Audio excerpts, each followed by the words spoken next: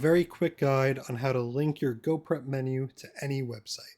So firstly, you'll come to your GoPrep menu, and up in the browser bar, you'll look at the domain name.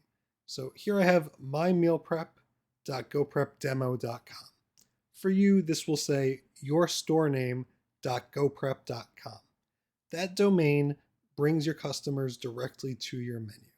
It's as easy as copying that and then coming to a website and pasting it to a button.